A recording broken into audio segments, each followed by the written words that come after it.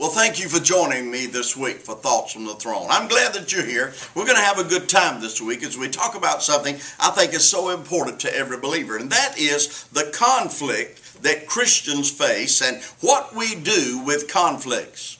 You know, sometimes we think that Christians never have conflicts, but we do. As long as we're in this earth, we will have conflicts, but it's how we deal with those conflicts that help us succeed and overcome them.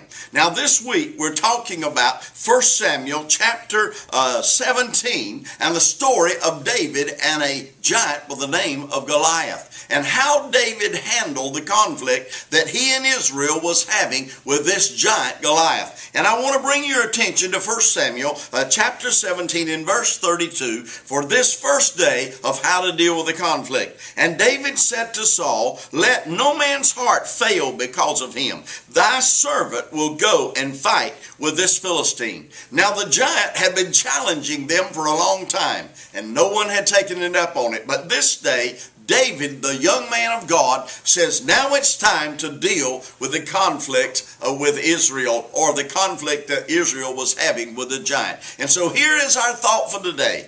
When conflicts are there and we have opportunity to be involved in a conflict, always remember that Christians are the ones who choose the conflict and when they will face the conflict. They never let temptation or draw them into a conflict, but a Christian always picks and chooses the conflicts that he or she is going to be in. Never get involved in someone else's conflict. You always choose the conflict, and when you do, God guarantees your success. God bless you. I'll see you tomorrow.